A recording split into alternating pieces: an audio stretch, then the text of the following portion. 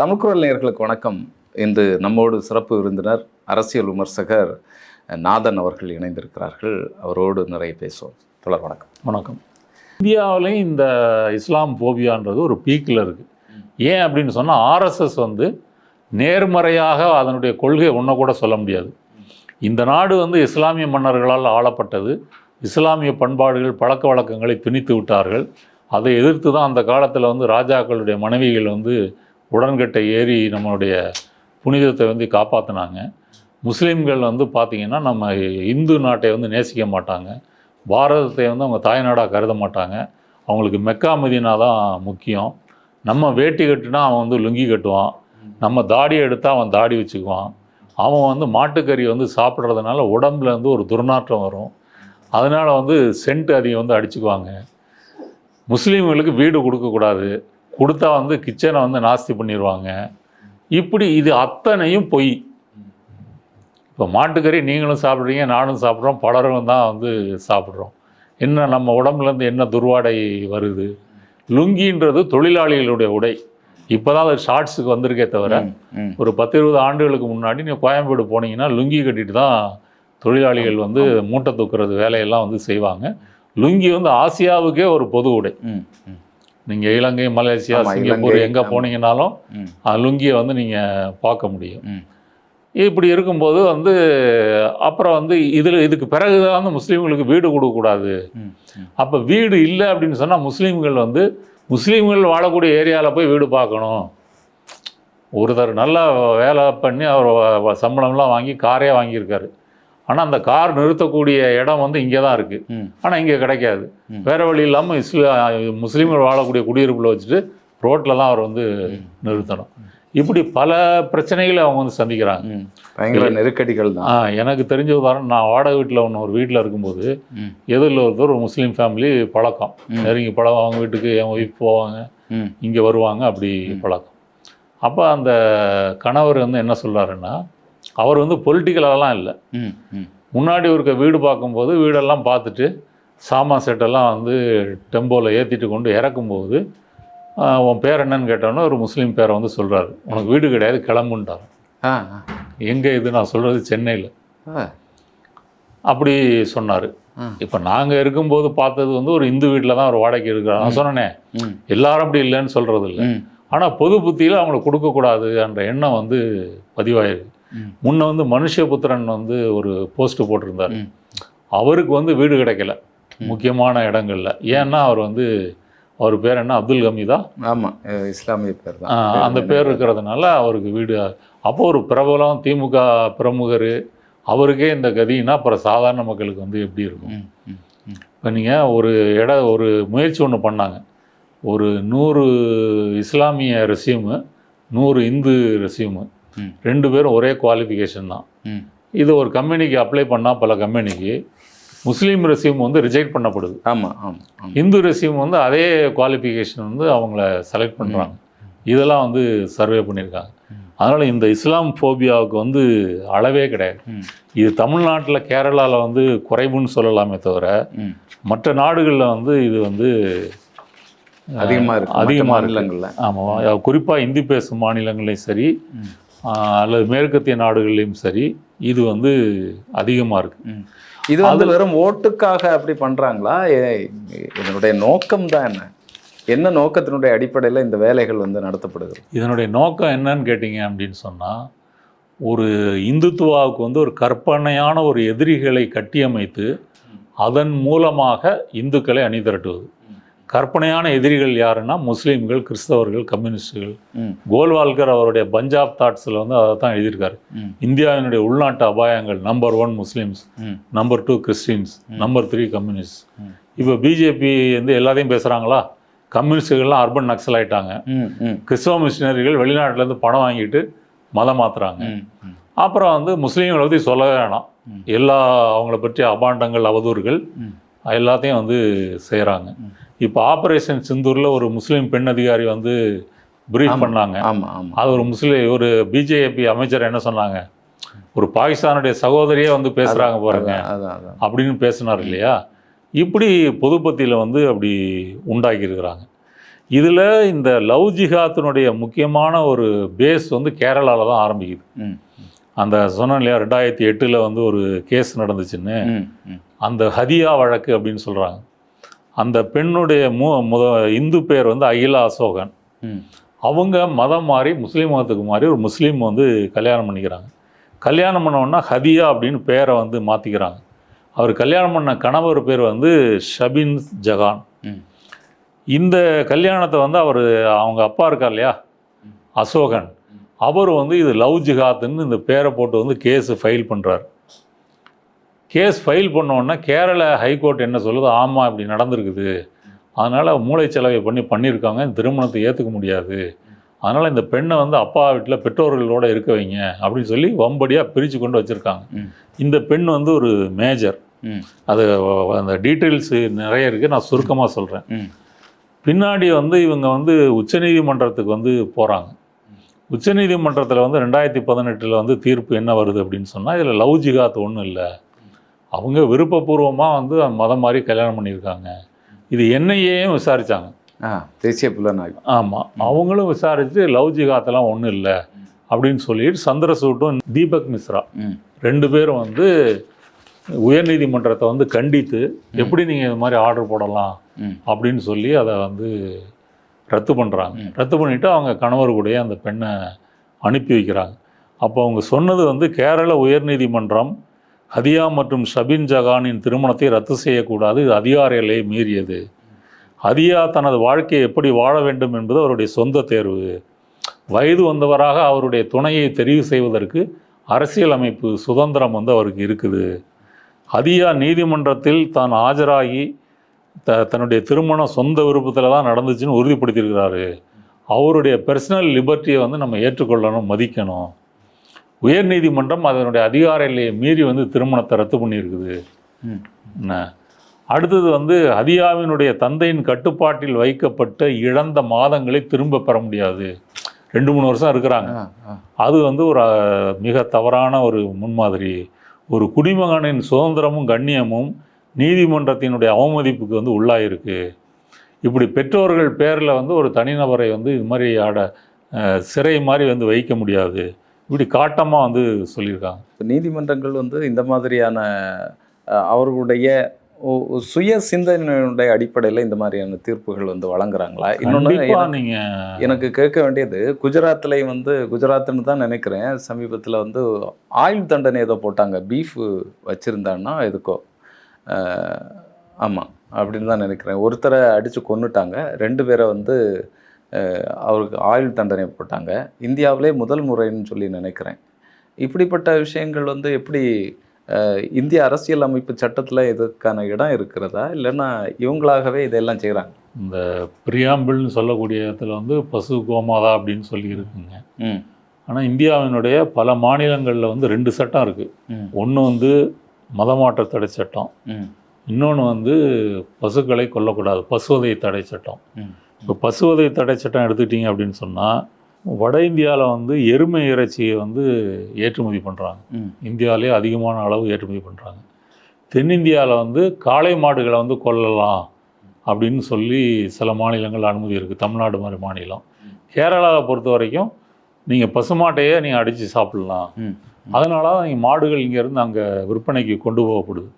அதை வழியில் வந்து சங்க பரிவாரங்கள் தடுத்து நிறுத்தி கலாட்டா பண்ணுறது, இதெல்லாம் வந்து நடக்குது. இந்தியாவை பொறுத்த வரைக்கும் 2025 வந்து கேரளாவில் மட்டும் வந்து இப்போ அதனுடைய உற்பத்தி வந்து இந்தியாவிலேயே கணிசமான ஒரு உற்பத்தி. அவங்க உணவு பட்ஜெட்டில் வந்து ஒரு 20% வந்து மாட்டு இறைச்சிக்கு வந்து செலவழிக்கிறாங்க கேரளாவை பொறுத்த வரைக்கும். எல்லா சமூகத்தினரும் சாப்பிடுறாங்க. கேரளாவை பொறுத்த வரைக்கும் மொத்த மலையாளிகளும், இஸ்லாமியர்கள், கிறிஸ்தவர்கள், இந்துக்கள். நான் ஒரு சன் நியூஸ் டிபேட்டு போகும்போது கேரளாவிலேருந்து ஒரு பையன் டிரைவராக இங்கே வந்திருக்காரு, மலப்புறத்துலேருந்து தான் வந்திருக்காரு. அவர் ஏன் அங்கேருந்து வந்தீங்கன்னு கேட்டால், அங்கே எனக்கு வருமானம் குறைவு, இங்கேன்னா ஒரு நாளைக்கு ஓட்டணுன்னா நல்ல வருமானம் கிடைக்குது அப்படின்னு சொல்கிறாரு. இங்கே எதை மிஸ் பண்ணுறீங்கன்னா பீஃபை மிஸ் பண்ணுறேன்னாரு. அவர் ஒரு இந்து தான். அப்புறம் சுக்குபாய் பிரியாணி இதெல்லாம் இருக்குன்னு அப்படி அவருக்கு சொன்னேன். இந்த மாதிரி ஒரு ஏரியாவில் நீங்கள் கடையை கேட்டிங்கன்னா ஆட்டோ தொழிலாளிகளே சொல்லுவாங்க அப்படின்னு சொன்னேன். அவர் வந்து புத்தாண்டு அன்னைக்கு வீட்டுக்கு போனாராம். வீட்டுக்கு போகும்போது ரயில்வே ஸ்டேஷனில் இறங்கி முதல் வேலையாக ஒரு ஹோட்டலுக்கு போய் புரோட்டாவும் பீஃப் ஃப்ரையும் சாப்பிட்டுட்டு தான் போனேன் அப்படின்னு அவர் வந்து சொல்கிறாரு. அவர் வந்து தமிழ் சினிமாவை பற்றி விஜய் அது இது எல்லாமே தெரிஞ்சு வச்சுருக்காரு. தமிழ் நல்லா பேசுகிறார். தமிழ் படங்கள் பார்த்தே தமிழ் வந்து பேசுகிறார். அப்போ இதுலேருந்தே தெரிஞ்சிருக்கலாம். இப்போ இந்த பிரச்சனை வந்த பிறகு ஏகப்பட்ட மீம்கள், வீடியோக்கள், ஷார்ட்ஸ், ரீல்ஸ் வந்து வந்திருக்கு இல்லையா. இந்த புரோட்டாவும் பீஃபும் தான் எங்களுடைய தேசிய உணவு அப்படின்ற முறையில் கேரள மக்கள் வந்து பல லட்சக்கணக்கான மக்கள்கிட்ட போகக்கூடிய வீடியோக்களை வந்து வெளியிட்டிருக்காங்க. அது எல்லாமே வைரலாக இருக்குது. அதனால் வந்து இந்த பீஃப்ன்றது வந்து இந்தியா முழுவதும் இருக்குது. வடகிழக்கில் வந்து இருக்குது. வடகிழக்கில் வந்து ஒரு அமித்ஷா போகும்போது போன டைமில் அங்கே மக்கள் என்ன பண்ணுறாங்க அப்படின்னு சொன்னால், அவர் மாட்டு இறைச்சி தடை கொண்டு வரப்போகிறாருன்னு சொல்லி எல்லாம் பீஃபு பிளேட்டை வச்சுக்கிட்டு உட்காந்துட்டாங்க வரையறுக்கிறது. அப்படி ஒரு வரையறுப்புலாம் கொடுத்துருக்காங்க. இந்தியாவில் வந்து 2025 வந்து 4.64 மில்லியன் மெட்ரிக் டன் வந்து பீஃப் வந்து இறைச்சி நுகரப்பட்டிருக்குது. இதில் பெரும்பாலும் எருமை கறி தான் அதிகம். தென்னிந்தியாவில் தான் வந்து பசு இறைச்சி வந்து அதிகம். அப்போ மற்ற மட்டனை விட இது வந்து ஒரு மலிவான இறைச்சி. இதில் எலும்புகள் வந்து இருக்காது. மலிவான விலையில் புரதத்தை கொடுக்கக்கூடியது வந்து மாட்டு இறைச்சி மட்டும்தான். நம்ம மக்களுக்கு வந்து புரதச்சத்தை குறைவு அப்படின்றது ரொம்ப இருக்குது. அது முட்டையில் கொஞ்சம் இருக்குது, பன்னீர்லலாம் இருக்குதுன்னு சொன்னாலும் இறைச்சியில் ரெட் மீட்டில் வந்து அதிகமாக இருக்குது. அது வந்து தமிழ்நாட்டிலையும் வந்து கிட்டத்தட்ட 350-400 டன் வந்து தமிழ்நாட்டிலையும் வந்து உற்பத்தி ஆகுது. இங்கே வந்து காளை மாடு தான் வெட்டலாம் இருக்குன்னு சொன்னாலும் இங்கேயும் வந்து பசு மாட்டு இறைச்சி வந்து இப்போ ஒரு விவசாயி வந்து மாடு வளர்க்குறாரு. அந்த பால் மடி வத்தி போச்சு அப்படின்னு சொன்னால் விற்றுருவார். அவருக்கே தெரியும் இது அடிமாட்டுக்கு தான் போகுது. ஏன் விற்கிறாருன்னா அப்போ தான் மிச்சம் இருக்கிற மாட்டை பராமரிக்க முடியும், இன்னொரு மாடு வாங்குறது செய்ய முடியும். அப்போ இந்த சுழற்சியில் தான் இந்த பொருளாதாரம் வந்து நடக்குது. சங்கிகளுக்கு அவங்களுக்கு எதை பற்றியும் தெரியாது இல்லையா. இங்கே கால்நடைகள் வந்து நல்ல தொழில் வளரணும்னாலே மடிவெற்றிய மாடுகளை வந்து நீங்கள் இறைச்சிக்கு விற்றா மட்டும்தான் கால்நடை வளர்ப்பு என்பது வந்து சீராக வந்து இருக்கும். இப்போ இந்த முழு மாட்டு இறைச்சி தடை வந்து எந்தெந்த மாநிலங்கள் இருக்குது அப்படின்னு கேட்டிங்கன்னா, ஹிந்தி பேசும் மாநிலங்கள் தான். டெல்லி, ஹரியானா, ஹிமாச்சல், ஜம்மு காஷ்மீர், பஞ்சாப், ராஜஸ்தான், உத்தரப்பிரதேசம், உத்தரகண்ட், சத்தீஸ்கர், குஜராத், மத்திய பிரதேசம், மகாராஷ்டிரா, இங்கே எல்லாமே மாடை நீங்கள் வெட்டினீங்கன்னு சொன்னால் 2-10 ஆண்டுகள் வந்து சிறை, அப்புறம் அபராதம் வந்து கட்டணும். ஆந்திரா, தெலுங்கானா, பீகார், ஜார்க்கண்ட், ஒடிசா, தமிழ்நாடு, கோவா, டாமன், இங்கெல்லாம் பாண்டிச்சேரியிலலாம் வந்து ஒரு பார்ஷியலாக தடை இருக்குது. பசுக்களை மட்டும் சில பகுதிகளில் மட்டுமா? ஆமாம், பசுக்களை வெட்டக்கூடாது, காளை மாடுகளை வெட்டிக்கலாம், அப்படி வந்து வச்சுருக்காங்க. கேரளாலையும் வடகிழக்கு மாநிலங்கள்லேயும் வந்து எல்லா மாடுகளையும் வெட்டுவதற்கு வந்து அனுமதி இருக்குது. அப்போ இன்றைக்கி தமிழ்நாட்டில் கூட இந்த ட்ரெண்டு மாறுது. சென்னை போன்ற நகரங்களில், மற்ற சிறு நகரங்கள்லேயும் மாட்டு இறைச்சி சாப்பிடக்கூடிய பழக்கம் வந்து வந்திருக்கு. வட இந்தியாவில் தடை செய்யப்பட்டதுனால இந்த மாடுகள் வந்து சுத்துது. அவன் கோசாலை கட்டி நான் பராமரிக்கிறேன்னா எவ்வளவு ஆயிரக்கணக்கான மாடுகளை பிடிச்சி கோசாலையில் வைக்க முடியுமா? அது பெரிய செலவாச்சே. அப்போ மாடுகள் வயல்களுக்கு போகிறது, அங்கே வந்து உருளைக்கிழங்கு சாப்பிட்றது, நெல், கோதுமை பயிர்கள் இதெல்லாம் நாசம் பண்ணுறது. அப்போ விவசாயிகள் அதை அறியாது திகைச்சு போய் நிற்கிறாங்க. அந்த போன எலெக்ஷன்லாம் வந்து ஒரு பெரிய பிரச்சனையாச்சு. நீங்கள் எதை போட்டாலும் காவலுக்கு வந்து இருக்கணுன்ற மாதிரி நிலைமை. எல்லா இடங்களையும் மாடுகளை நீங்கள் வந்து பார்க்கலாம். ஏன்னா விவசாயி அதுக்கு பிறகு அதை வச்சிருக்க முடியாது. பால் வெற்றிய அந்த மாட்டை வந்து நீங்கள் எப்படி அதை பராமரிக்க முடியும்? செலவு வேணுமே. அதனால் இது வந்து ஒரு பொருளாதாரத்தில் வந்து ஒரு குழப்பத்தையும் ஒரு பின்னடைவையும் ஏற்படுத்தியிருக்கு அப்படின்னு வந்து சொல்லலாம். இது வரைக்கும் இந்தியாவில் மோடி பதவியேற்ற பிறகு இந்த லெஞ்சிங் இருக்கு இல்லையா, இப்போ அக்கலுக்கு வந்து 2015 செப்டம்பரில் அவர் வீட்டு ஃப்ரிட்ஜில் பீஃப் இருக்கிறதா இது பண்ணி வந்து கொன்னாங்க. ஆனால் உண்மையிலே அது வந்து பீஃப் இல்லை. அப்படியே வச்சுருந்தாலும் நீ கொல்றது உனக்கு எந்த உரிமையோ ரைட்டோ வந்து கிடையாது. இன்றைக்கி அந்த கொலை குற்றவாளிகள்லாம் வந்து வெளியே வந்துட்டாங்க. ஒருத்தர் கூட தண்டிக்கப்படலை. 2017 ஏப்ரலில் வந்து பெஹ்லு கான் அவர் வந்து ஒரு பால் மாடுகள் வைத்து வளர்க்கக்கூடிய ஒரு விவசாயி. அவர் மாடுகளை வாங்கி சந்தையில் வாங்கி கொண்டு போகிறாரு. அவர் இறைச்சிக்காக கொண்டு போகிறாருன்னு சொல்லி அவரை அடித்து வந்து கொண்டிருக்காங்க. அப்புறம் வந்து இதெல்லாம் வீடியோவிலே வந்திருக்குது, பெஹ்லு கான் தாக்குனதெல்லாம். 2017 ஜூனில் வந்து அலிமுன் அன்சாரி அப்படின்னு சொல்லி ஜார்க்கண்டில் அவர் பீஃப் வித்தாருன்னு சொல்லி அவரை தாக்கி கொண்டிருக்கிறாங்க. மகாராஷ்டிராவில் 2023 ஜூன், போன வருஷத்துக்கு முந்தின வருஷம், அஃபான் அப்துல் அன்சாரி அவரையும் வந்து இந்த பசு குண்டர்கள் தாக்கி வந்து கொலை பண்ணியிருக்காங்க. இப்படி வட இந்தியாவில் வந்து நீங்கள் மாடு வந்து இல்லை ஒரு வாங்கி கொண்டு போனாலே வந்து தாக்கக்கூடிய நிலைமை தான் அங்கே வந்து. இல்லை, இஸ்லாமியர்கள்லாம் என்ன வேணாலும் செய்யலாம். ஆமாம், அதுதான் இருக்கக்கூடிய விஷயமாக இருக்குது. நீங்கள் யோசிச்சு பாருங்கள், உலகத்தில் ஏதாவது ஒரு நாட்டில் மாட்டிறைச்சி வச்சுருந்தான்னு சொல்லி ஒரு மனிதனை கொலை செய்வது இருக்குதா? அப்போ இந்தியா வந்து ஒரு காட்டு மிராண்டிகளின் நாடு, சனாதனிகளின் பிடியில் சிக்கி தவித்து கொண்டிருக்கின்ற நாடுன்றதுக்கு இதோட பெரிய உதாரணம் தேவையில்லை. இப்போ நீங்கள் நான்வெஜ் சாப்பிட்றவங்கெல்லாம் அநாகரிகமானவங்க, காட்டு மிராண்டிங்க. அவங்க வந்து இந்துக்கள் புனிதமாக வழங்கக்கூடிய அந்த மாடுகளையோ மற்ற எந்த இறைச்சி சாப்பிடக்கூடாதுன்றான். இப்போ ராஜஸ்தானில் ஆடுகள் அதிகம் வளர்க்குறாங்க, ஆனால் அங்கே வந்து இந்த கல்ச்சர் தான் இருக்குது, இறைச்சி சாப்பிடக்கூடாது, சைவம் தான் அதிகம். இப்போ அவங்க என்ன பண்ணுவாங்க, ஆட்டை வெட்டி வந்து சென்னை சென்ட்ரல் ஸ்டேஷனில் வந்து கெட்டுப்போன இறைச்சியாக இறங்குது, அதை பேக் பண்ணி. அங்கே நுகர்வு இல்லை, இங்கே நுகர்வு அதிகம், அனுப்புகிறாங்க. இது கெட்டு போய் இங்கே இருக்கக்கூடிய பெரிய ஹோட்டல்கள்லாம் சப்ளை ஆகுது. இதை பல முறை வந்து சுகாதாரத்துறை அதிகாரிகள் பறிமுதல் செஞ்சு அழிச்சிருக்கிறாங்க.